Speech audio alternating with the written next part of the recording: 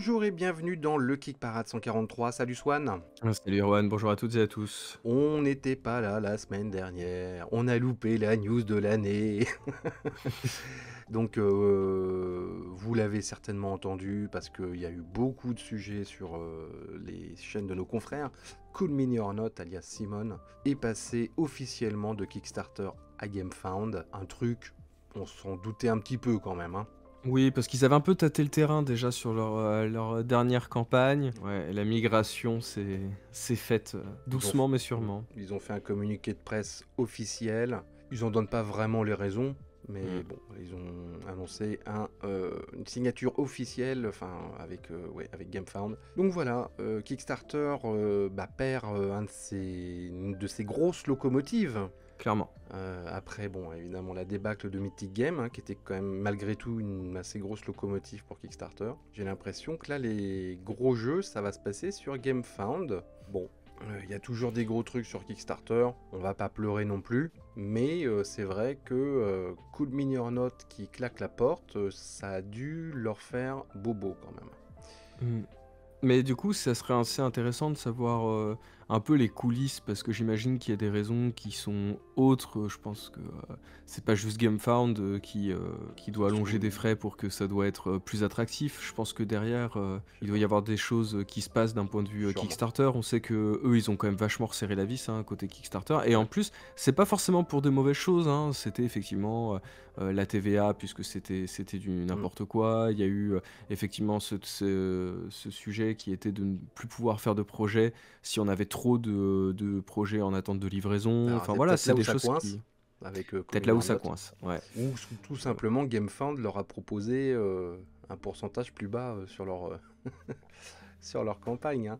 J'en C'est sais pas rien, tu vois, impossible. c'est peut-être Peut-être purement qu'ils du... sont un peu moins gourmands, ouais. Ouais. Bon, à suivre. Ok, allez, on va commencer avec les 7 premiers du classement. On va enchaîner avec des nouveautés, pas toutes les nouveautés, parce qu'il y en a trop. Et on va finir par les 3 premiers de la semaine. En 10e position, c'est une entrée, une nouveauté aussi, et ça se passe sur GameFound.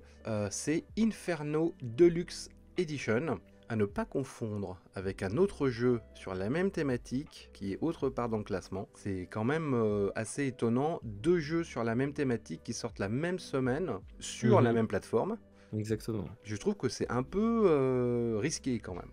Là, il en est à Ouais. 127 000 euros, 1220 contributeurs, il reste 20 jours. Alors par contre, les deux jeux, bon, on parlera du deuxième plus tard, ont la même thématique, mais n'ont pas Mhm. du tout les mêmes mécaniques.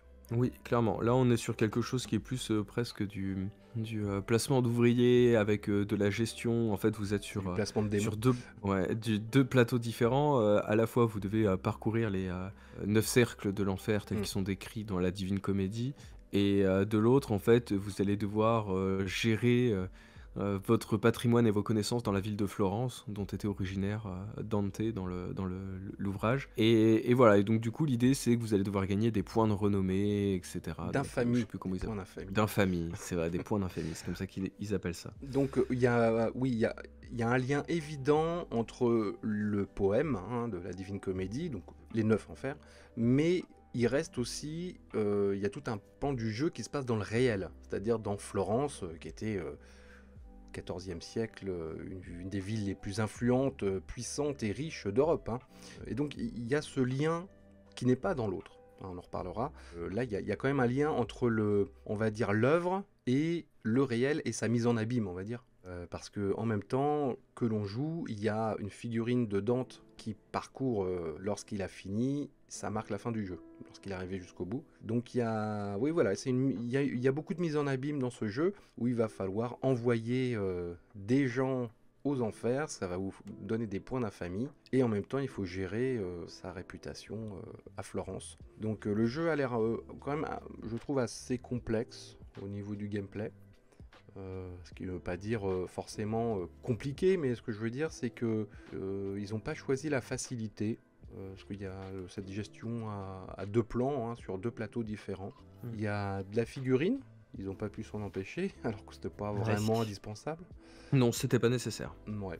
Et voilà, et comme tu le disais, on se retrouve presque plus devant un jeu de pose d'ouvrier finalement et de gestion, mais avec les particularités évidemment de l'enfer, parce que vous allez envoyer des âmes damnées. Donc voilà, c'est un jeu un peu cruel, hein, mais c'est normal, ça va avec la thématique la thématique de Ouais. l'œuvre. À noter aussi que, bon, même si on sent que l'inspiration principale reste la Divine Comédie, il y a quand même énormément d'influences, de la mythologie grecque, Oui. Parce qu'il y a un peu dans la hem, Divine Comédie, il me semble, hein. Parce qu'il me semble qu'il y a Ulysse, il y a... il y en a un petit peu, mais Ouais. c'est vrai qu'on est beaucoup plus sur les enfers bibliques, que, sur, enfin, il y a un peu des 2. Mais là, je trouve que contrairement à l'autre jeu qu'on verra un peu plus tard, je trouve que cette descendance, de la mythologie grecque est un peu plus marquée. Je Voilà, suis donc si d'accord. vous êtes, Ça, c'est peut-être mais, justement pour les figurines. oui. Ouais, ouais, mais après ça, c'est ce qui est bien, c'est qu'effectivement sur les 2 thématiques qui sont similaires, mais finalement, plus on creuse, plus on se rend compte que voilà, hormis le nom et l'inspiration, on est quand même sur 2 jeux qui sont très, très différents. Oui, oui, oui. Mais c'est quand même un peu casse-gueule de les sortir en même temps. Je suis d'accord. Le pledge de base est à 79 €. Voilà, donc pour la Deluxe Edition Box, il n'y a que 2 pledges, hein, 2 pledges pour l'instant, et vous en avez un avec qui coûte 98 €. Donc on est dans les prix, on va dire, pour un jeu avec beaucoup de composants. Oui. Voilà. Et à savoir que c'est aussi, c'est la personne qui est derrière le jeu, c'est celui qui est derrière le jeu Through Ice and Snow, qui devrait ne pas tarder à arriver, hein, sur les étagères des backers. Mais voilà, il est passé chez une autre société pour, concevoir ce jeu-là et apparemment il aurait d'autres, Tu l'as backé projets ça? Through Ice and Snow? ouais, j'avais backé, ouais. Pour D'accord. l'instant, je ne l'ai pas reçu encore. Ok. 9e place, jeu de cartes qui s'appelle Trash Cult, 26 908 €, 1263 contributeurs, c'est la dernière semaine déjà. Dans ce jeu, vous allez incarner des clans d'animaux, des animaux qui fouillent les poubelles de nos grandes villes, donc rats, ragondins, qu'est-ce qu'il y a, écureuils, et vous allez en fait être une espèce de gourou de culte qui va regrouper ces créatures, un peu comme des factions, hein. Vous allez vous affronter autour de la table, vous choisissez votre groupe d'animaux, vous allez engranger de plus en plus de membres, vous pouvez faire des sacrifices, j'ai trouvé ça rigolo, des sacrifices, des sacrifices pour gagner des points. Vous avez un peu des cartes événementielles qui sont des cartes KO, hein. Par exemple, j'ai vu qu'il y avait le camion Ben qui était en panne, donc il n'y avait plus de, plus de bouffe qui arrivait. Et donc chaque faction kiffe une espèce de sorte de junk food, hein, les pizzas, les cookies, les donuts. Et c'est du jeu de cartes où il faut se faire des sales coups autour d'une thématique assez rigolote. Moi je trouve que le jeu est bien pensé, la DA est rigolote aussi. Elle est en adéquation avec la thématique. C'est très cartoon. Après voilà, on reste sur un jeu un peu familial de début de soirée, hein. Vous attendez pas non plus à un gros jeu avec énormément de réflexion, mais bon, rien que l'idée de pouvoir jouer différentes factions rajoute un peu d'asymétrie, ce qui est toujours un peu bienvenu. Mais on est voilà sur du jeu qui est quand même très accessible. 8e place, une entrée encore. Ace of Aces, Powerhouse Series Deluxe Edition. 80 000 €, 1453 contributeurs, il est là pour 20 jours. Alors c'est un jeu, mais ce sont surtout des livres.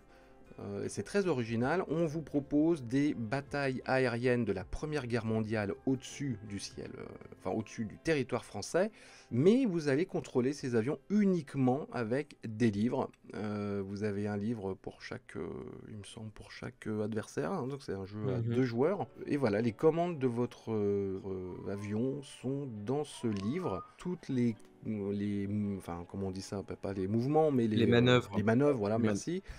Donc j'avoue que la page est très mal faite. Ouais. Donc on comprend, j'ai du mal à comprendre comment tout cela marche. En fait, de ce que j'ai compris, mais c'est vrai que ça manque justement des illustrations de ces oui. fameux livres en fait. Bah, c'est ça. C'est de dire que chacun dans votre coin, vous allez choisir la manœuvre que vous allez mettre en place. Et en fait, en fonction de ces manœuvres, vous allez devoir, on va dire, utiliser. En fait, chaque manœuvre correspond à un chiffre. Vous allez devoir étudier ces 2 chiffres qui va vous en donner un 3e. Et là, en fait, vous allez lire dans le bouquin au lieu choisi pour savoir effectivement quelle va être la conséquence de cette manœuvre, qui va prendre l'ascendant sur l'autre.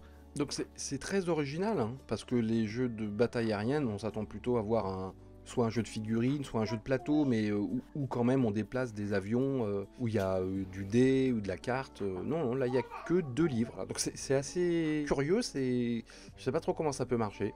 Bah, en Euh, fait, ça peut être assez sympa si voilà, il y a un truc, je sais plus, parce qu'en fait, voilà, ce qui manque, c'est vraiment une vidéo d'explication.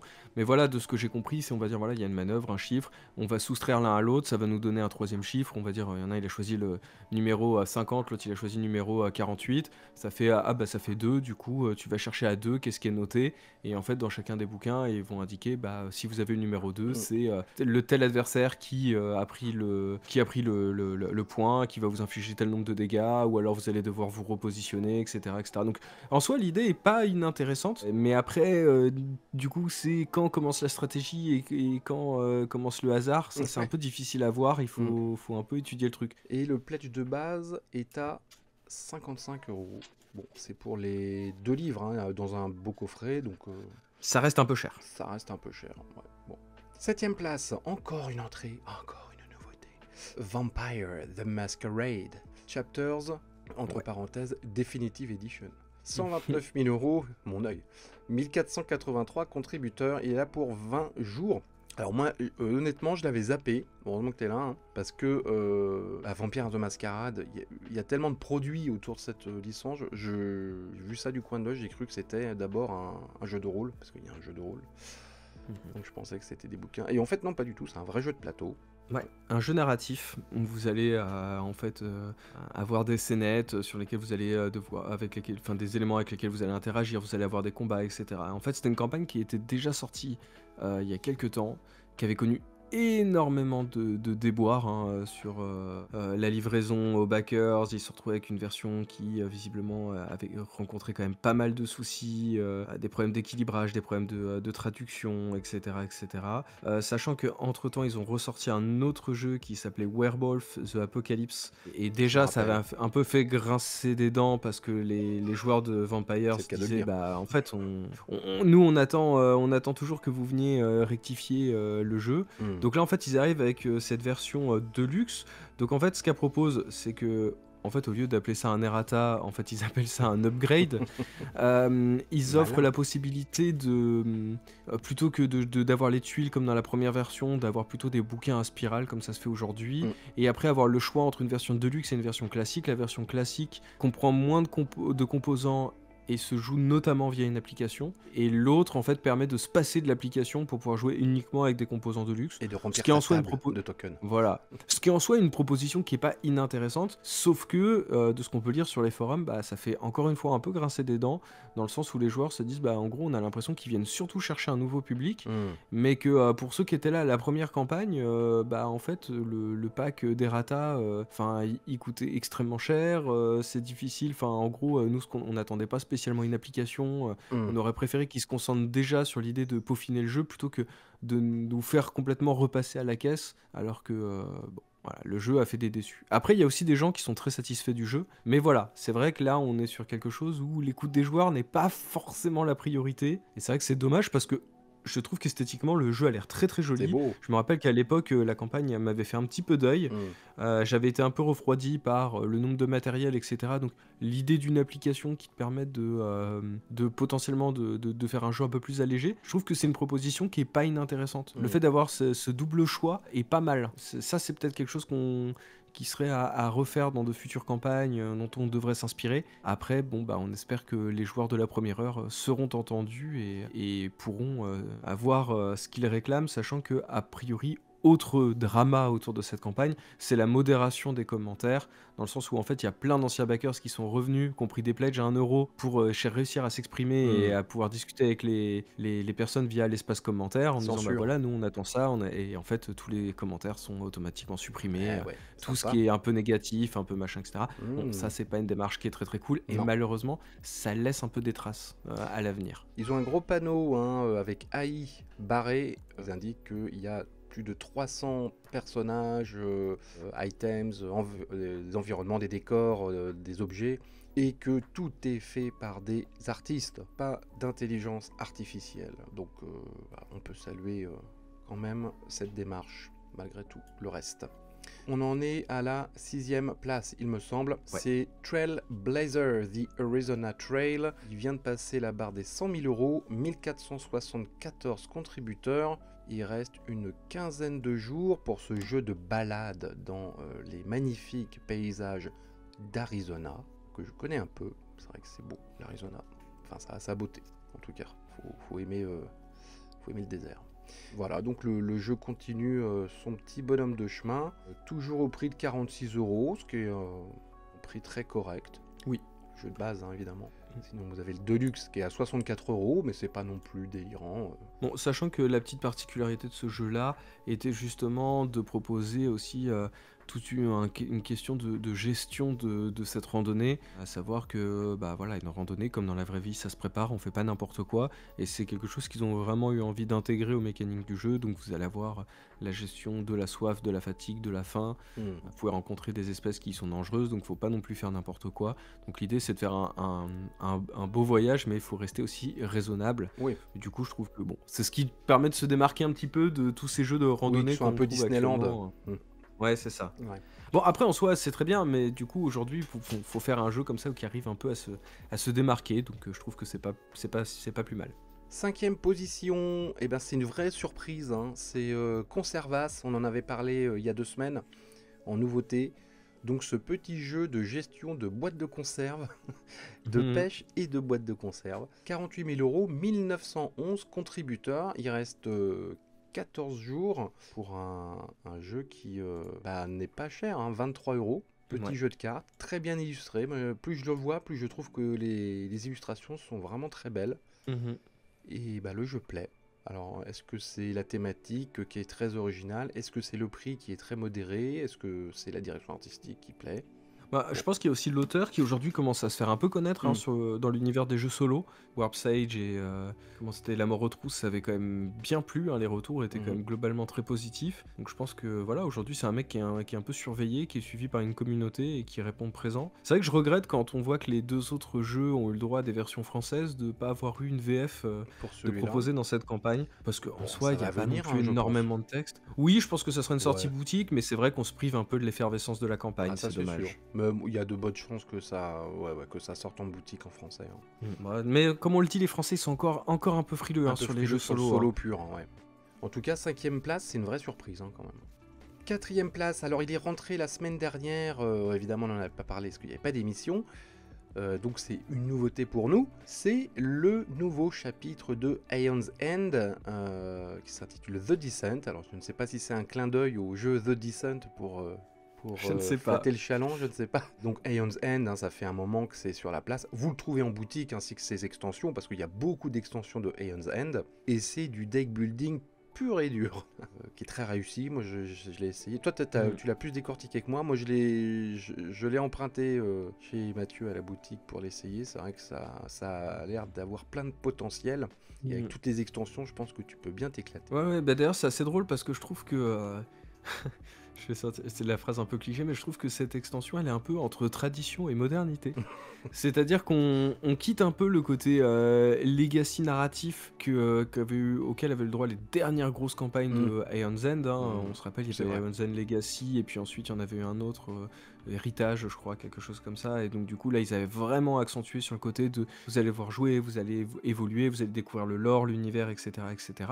Donc ça, ils ont fait quelque chose de beaucoup plus souple, ils sont beaucoup plus retournés aux sources, à savoir vous allez avoir de nouvelles créatures qui vont tenter de vous envahir, de nouveaux mages, des nouvelles cartes, etc. etc. Toutefois, il y a quand même un livre avec quelques éléments narratifs qui sont là un petit peu pour illustrer, et aussi des paquets de cartes que vous ne pourrez ouvrir que quand vous aurez accompli certaines conditions, etc. etc. Donc voilà, ils ont quand même intégré quelques éléments du Legacy sans que ça en soit totalement bon, après c'est aussi un hybride. l'occasion de... voilà, c'est un hybride, et du coup je pense que aujourd'hui, c'est plus à ça que va ressembler Aeon's End, en dehors effectivement des grosses campagnes, mais du coup je trouve que c'est assez intéressant, et il précise bien par contre, attention, en fait les boîtes qui seront proposées ne seront pas proposées en boutique par la suite, Oui, étonnant. et du coup...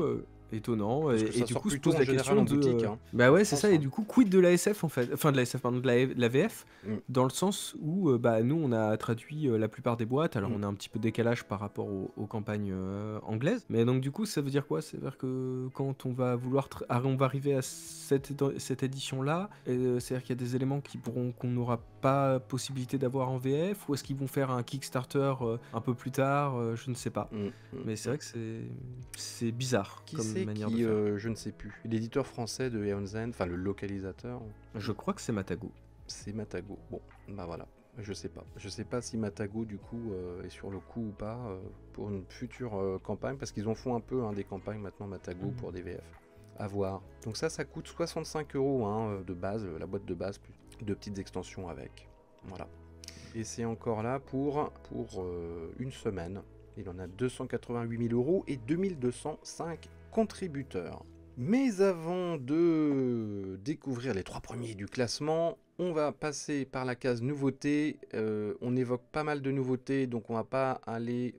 il va falloir aller assez vite. Et en sachant qu'on en oublie... non, on les oublie pas, mais on les a laissés de côté parce qu'il y en a vraiment beaucoup.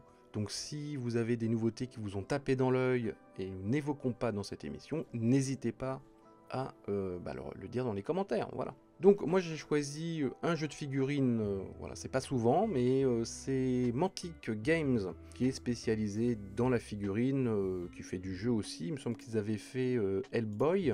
Et là ils sortent un énorme jeu, ils appellent Epic Warpath.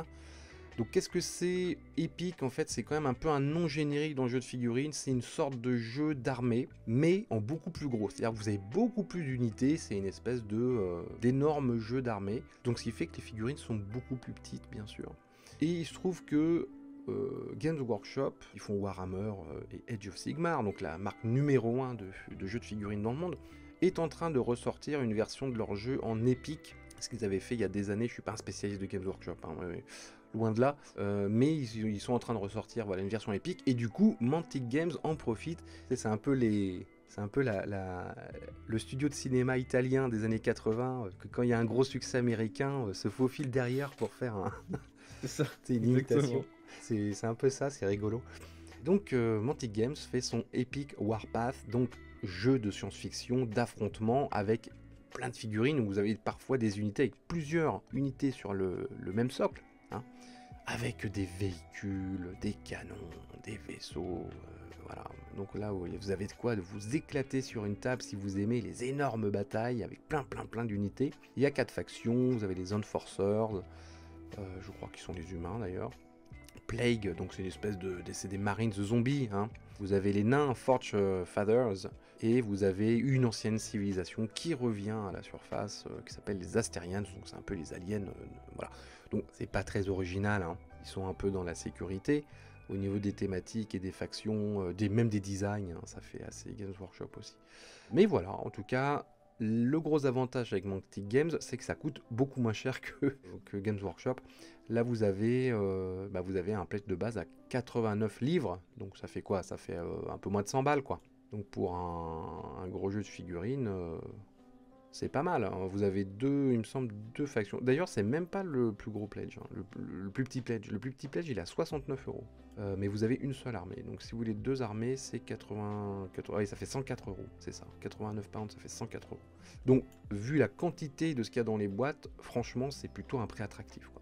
Voilà. On va passer à une autre nouveauté, toujours avec de la figurine, mais c'est pas un jeu de figurine cette fois, ou un petit peu, mais bon voilà. C'est Zombie Horde qui est sur Kickstarter, donc cette fois vous allez affronter des zombies. Alors j'en avais parlé dans l'émission de la fin d'année, où on annonçait un peu les campagnes qu'on attendait, Zombie Horde, et j'avais rapproché ça un petit peu d'un zombicide. J'avais à moitié tort, à moitié raison, parce que le jeu est un peu plus, on va dire, élaboré que ça. C'est vraiment En fait, disons que c'est un crossover entre Zombicide et Dead of Winter, en fait. Ouais, c'est ça. Ou moi j'allais dire Outlive. Ah aussi, effectivement, jeu post-apo. Donc il y a vraiment 2 sections différentes dans le jeu. Vous avez la partie où vous allez gérer votre bunker, en fait. Vous allez construire petit à petit des équipements pour améliorer votre quotidien de survivant, n'est-ce pas? Vous allez pouvoir construire des armes, il va falloir avoir des ressources, et pour avoir ces ressources, va falloir sortir, bien entendu. Donc la deuxième partie du jeu, c'est toute une phase exploration, où là, ça se transforme en jeu de plateau avec figurines. Donc là, il y a plus un côté zombicide, et donc il va falloir affronter des hordes de zombies. Alors pourquoi zombie horde? C'est parce que les zombies ont la particularité de se déplacer en groupe, comme dans le film World War Z, pour vous donner une image précise. Donc les figurines sont assez rigolotes, c'est des amas de zombies en fait qui vous poursuivent et qui peuvent monter aux étages. C'est ça sympa parce qu'il y a des décors. Il y a des décors assez bas, hein, parce que vous n'allez pas faire un Empire State Building sur un plateau, mais vous avez des maisons où vous pouvez monter dessus. Mais évidemment, comme c'est des hordes de zombies, ils se montent dessus, donc ils peuvent vous atteindre. Vous avez aussi des batailles contre des boss, gros zombies, là qui ressemblent un peu aux abominations de Zombicide. Vous avez aussi un côté defense, tower defense, où il va falloir protéger votre bunker d'assaut de zombies. Donc c'est un jeu assez hybride, assez complet, qui m'a l'air, ma foi, assez rigolo. J'aurais voulu, parce que c'est la boîte qui a fait Neomorphosis, qui est un autre jeu, alors lui beaucoup plus zombicide, de science-fiction, mais je ne l'ai pas encore reçu, alors que j'aurais dû le recevoir. Mais le transporteur français, eh bien c'est gouré dans mon adresse mail.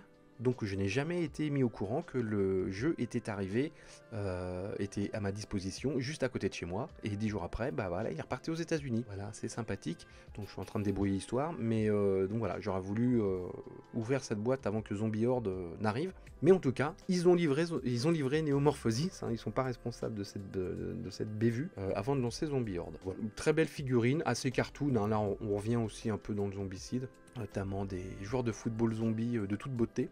Et le côté horde amas de zombies, je trouve, est très rigolo. Ce qu'on n'a pas beaucoup vu dans le jeu, il me semble, hein, au niveau figurine. C'est un truc assez nouveau.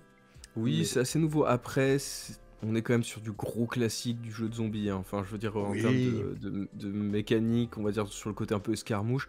Là, pour le coup, je comprends le lien que tu avais pu faire avec Zombicide. On est un petit peu sur ce style-là. Tout à fait. Le pledge de base est plutôt intéressant, hein. 106 € avec TVA compris.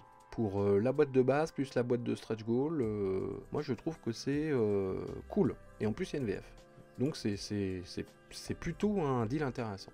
On va passer sans transition parce que rien à voir, si ce n'est qu'il y a une VF également, sur Philharmonix Space Orchestra Management Board Game. Alors, c'est assez intéressant comme concept. Bon, pour l'instant, ils en sont à 1100 contributeurs, donc c'est un pas ridicule, petit hein. succès pour le moment. C'est pas ridicule.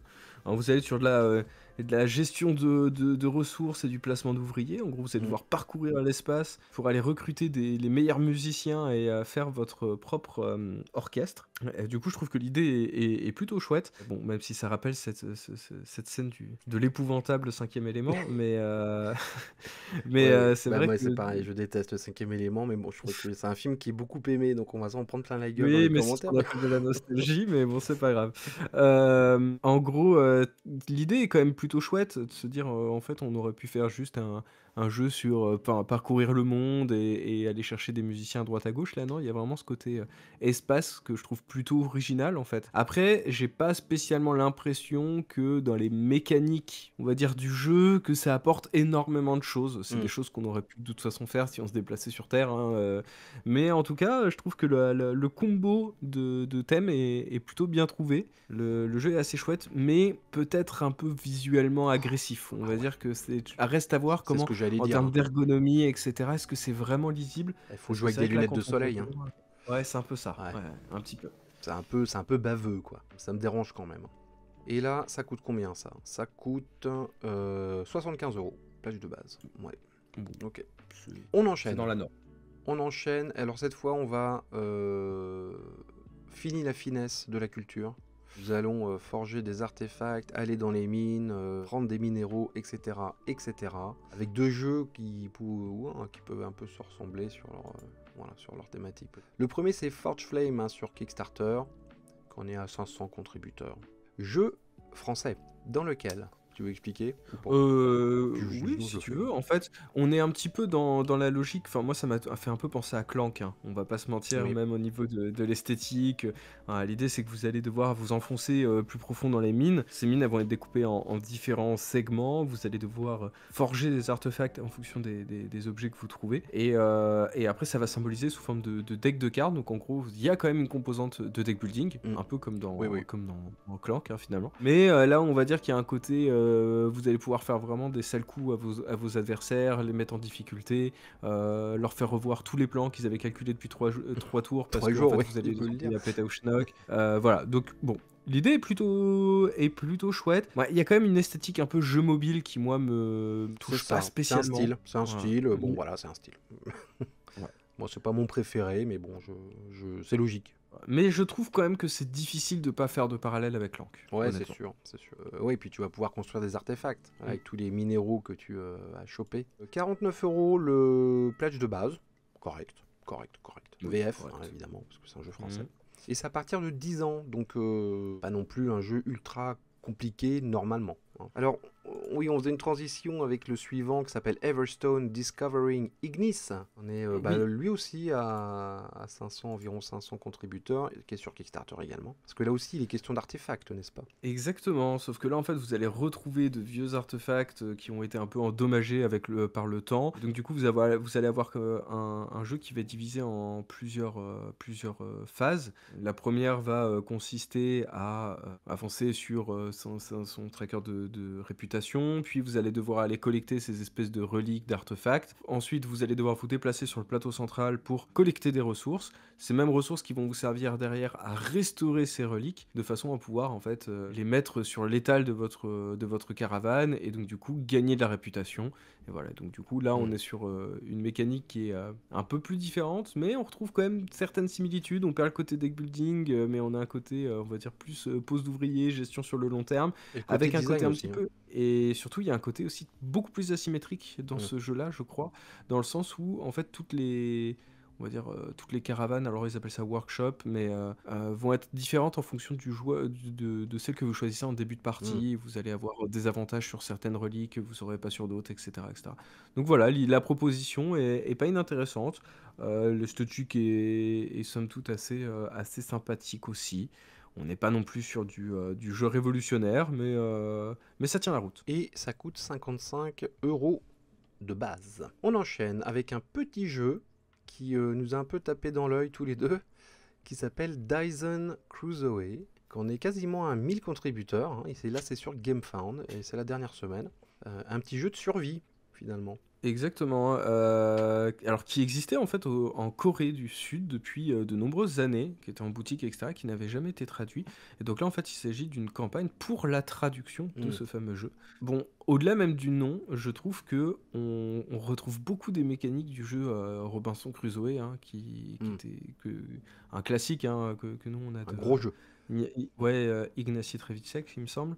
Et c'est vrai que là, pour le coup, on a un peu un double plateau. Vous allez devoir explorer l'île pour récupérer des ressources. Et puis ensuite, ça va être un côté plus de management de dés plutôt que de placement d'ouvriers. Mais on retrouve un peu les mêmes objectifs. Vous allez devoir survivre aux intempéries, mais aussi aux animaux sauvages. Vous allez avoir des objectifs qui consistent à fabriquer des objets en fonction de ce que vous avez récupéré, etc. Vous allez pouvoir les comboter, vous allez pouvoir créer de l'élevage, etc., etc. Donc c'est une proposition assez intéressante pour jouer en solo à une version assez simplifiée. Mm. Et la C'est purement solo, particularité hein, est faut le dire. c'est purement solo. Et l'autre particularité reste que en fait c'est des plateaux sous forme de tissu en Ouais, fait.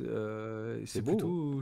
plutôt chouette. Ah, c'est cool. Ils ont bien respecté le côté un peu sauvage nature, quoi. Même les Mm. dés, ils sont bruts, tu vois, ils sont en bois. Ouais. Je trouve que ouais, c'est plutôt fait avec goût, en fait. Alors, à savoir pareil, je trouve ça assez dommage que, pareil, pas de VF, hein, je veux dire, il n'y a pas Non. l'air d'avoir énormément de texte. Enfin, en tout cas, sur les composants, il n'y en a pas du tout. Et du coup, je trouve ça un peu dommage de pas avoir dit, bon, bah, en fait, on peut juste rajouter une traduction des règles, même en PDF, Ouais. ça coûtait pas grand-chose.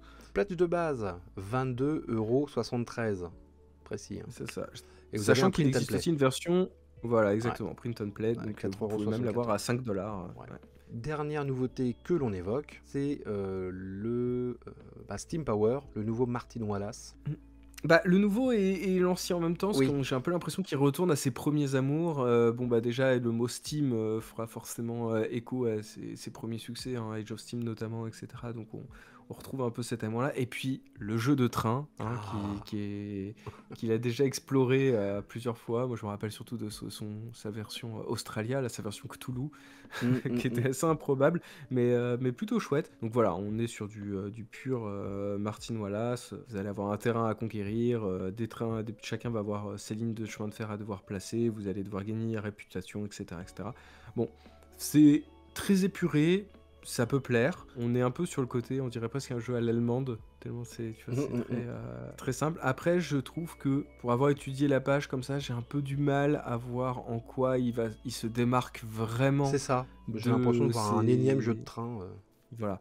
Après, je ne suis pas un gros joueur de jeux de train, Mm. donc peut-être qu'il y en a parmi vous qui sont super fans et qui seront en mesure C'est de ça. nous expliquer quelle est en fait la singularité de ce jeu-là. Les spécialistes verront Euh, la différence. Exactement. Bah, en tout cas, on vous le souhaite. Euh, bon, bah voilà. Après, c'est Martin Wallace. Je pense que ça doit très bien tourner. Et ça coûte 94 balles quand même. Ça, par contre, Ouais. ça pique un peu Ouais. parce que bon, le jeu est correct, mais enfin, je veux dire, il n'y a rien qui vaut non plus des milliers des cents. Hein, c'est juste des petites tuiles. Il y a des figurines de train, mais à la limite, ça pouvait se remplacer. Qu'est-ce qu'on Non, ferait pas pour pour le des coup. figurines de train? Ouais, mais même là, tu vois, elles sont quand même plutôt Ouais, sommaires. Donc, elles normal, sont... pour le coup, Ouais, elles sont ouais, lambda. Hein.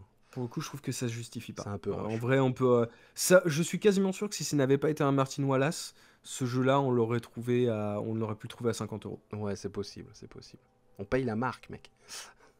Allez, on revient aux 3 premiers de la semaine avec, en 3e position, et c'est une grosse surprise aussi, Ludos, The Ancient Games Collection Asia, qui en est à 95 000 €, 2721 contributeurs, c'est la dernière semaine. Alors, ce sont les petits jeux traditionnels asiatiques, ils sont remis au goût du jour, et c'est un carton, vrai carton, avec un pay what Bah, you want.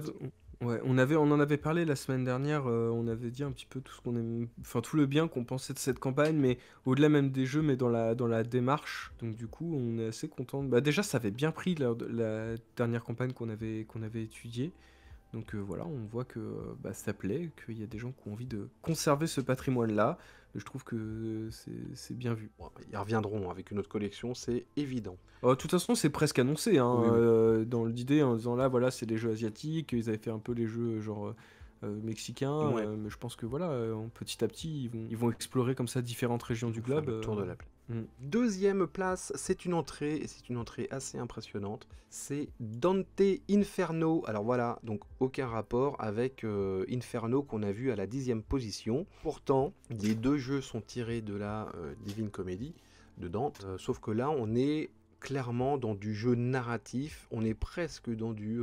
allez, je lâche le mot. On est presque dans du Tainted Grail pour moi. Oui. À savoir qu'on va explorer les 9 enfers, que évidemment il y aura des ambiances très différentes selon les enfers, bah, ça c'est normal, c'est dans l'œuvre originale. Beaucoup de belles figurines. Évidemment, ils veulent vous vendre le gros pledge avec toutes les figurines, tous les add-ons à 400 $, ou la boîte avec les figurines qui est à 185 $.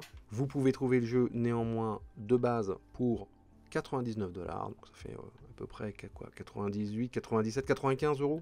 Ça dépend des jours. Donc c'est le prix hein, pour ce genre de jeu. Hein. Il y a énormément à bouffer dans la boîte. Et donc ils nous promettent beaucoup de choses hein, sur cette campagne. Beaucoup. Ils veulent vendre leur jeu. Hein.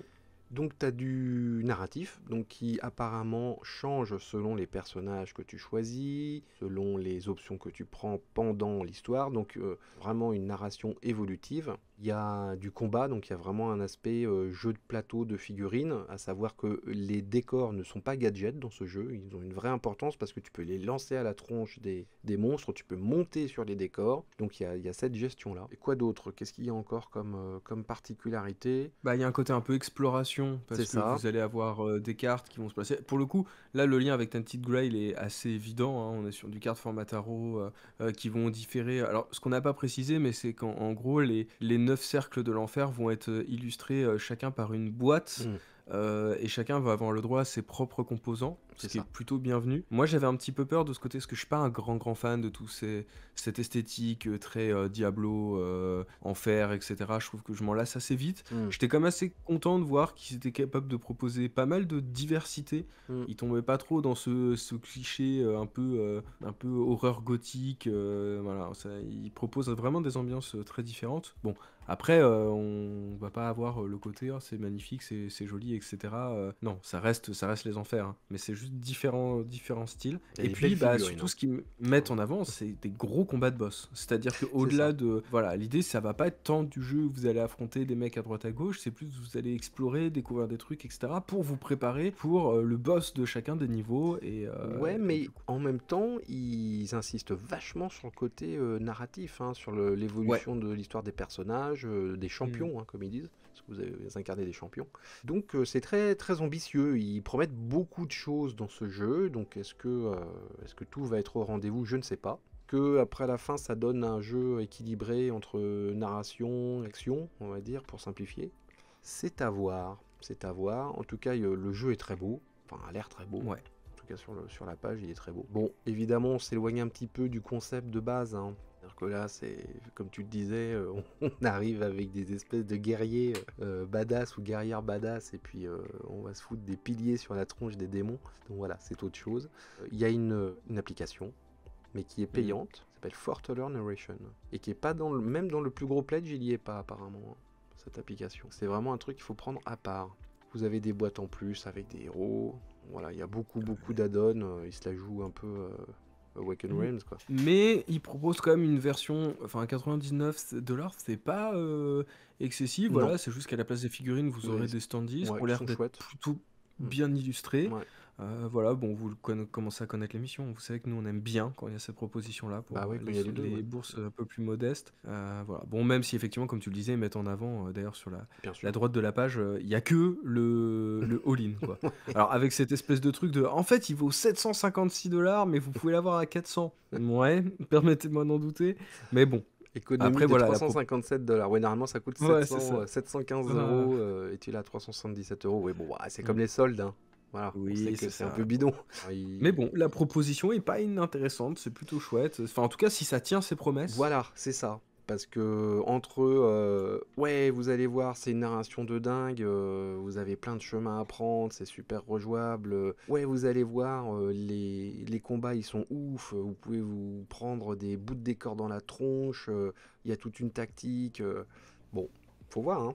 Faut voir si peut-être, hein. Peut-être que c'est un super jeu qui tiendra toutes ses promesses dans tous les sens du terme, je le souhaite. Dante, bon, il est là encore pour, ouais, il est là une semaine, hein. Donc ça va vite passer. Et il a dépassé le million d'euros, 3673 contributeurs. Donc c'est d'ores et déjà un vrai succès, hein. Mais ça fait des mois et des mois qu'on en parle. Ça fait longtemps, hein, qu'il aurait dû sortir. Il s'est fait désirer ce jeu, alors je ne sais pas si c'était voulu ou pas. Mais en tout cas, moi j'en entends parler depuis un an, je pense. Ça fait Facile, bien un an ouais. que j'en entends parler, ouais. Voilà pour Dante, si vous aimez les enfers avec des belles figurines. En tout cas, il y a de quoi s'éclater au niveau peinture de figurines, hein. Bon, bah premier de la semaine, c'est une routine Quelle maintenant. surprise. Oui. C'est Altered TCG, 3 200 000 euros. Ouf. 8649 contributeurs. Mais c'est peut-être eux qui vont sauver Kickstarter de la fuite de Peut-être. Mini or Not. C'est la dernière semaine pour ce jeu de cartes à collectionner, jeu compétitif de cartes, avec un univers tout nouveau, tout créé toute pièce, qui ne sort pas d'une licence. Voilà, on en a énormément parlé 2 semaines de suite. Ça a inondé les chaînes YouTube de jeux. Ça a même débordé sur les médias mainstream, hein. J'avais même vu un article dans Ouest France ou je sais plus quoi. Est-ce qu'on a besoin d'en rajouter une couche? Ça a pas mal fait réagir aussi les viewers, hein. Vous avez pas mal commenté sur ce jeu. Du pour, du contre, du peut-être. Voilà. Bon, il y a un peu de tout. Je sais que il y avait une soirée à la boutique Le Troll Savant, hein, le 16 février, je l'avais annoncé. Et il avait quand même 27-30 places. Il avait une liste d'attente de 100 personnes. Donc le jeu, il y a vraiment une hype autour, hein, quand même. Ouais, clairement. Est-ce que ça va retomber ou pas? J'en sais rien. Mais en tout cas, pour le moment, ils ont le buzz, donc ils en profitent. Espérons, maintenant tout ce qu'on peut leur souhaiter, c'est que le jeu soit à la hauteur des attentes et puis surtout qu'ils arrivent effectivement à pérenniser leur place dans le monde très rude. Impitoyable des TCG. Impitoyable des jeux de cartes à collectionner. Bon, en tout cas, encore une fois, la proposition est pas inintéressante, les illustrations sont plutôt chouettes. Il y a voilà, le jeu en termes de gameplay est plutôt intéressant. La campagne, là, pour le coup, on peut dire qu'elle a été vivante. Oh oui. Voilà, bon, après c'est vrai que dans ce genre de jeu, les stretch goals c'est toujours assez difficile, hein, donc là on est allé sur une amélioration du matos, le fait que dans les boosters vous allez avoir des cartes en plus, voilà, c'était des propositions, rien de révolutionnaire, mais je veux dire, ils se sont pas du tout laissés décontenancer par la hype, donc là-dessus c'est clair qu'on voit qu'on a affaire à des professionnels du marketing. Dire. Les mecs, ils avaient un plan, ils y ont été, quoi. Et il y a des super matos vraiment pour les, on va dire pour les fans, hein. Il y a pour ranger le matériel, les cartes, les box et tout, il y a des trucs super chouettes, quoi.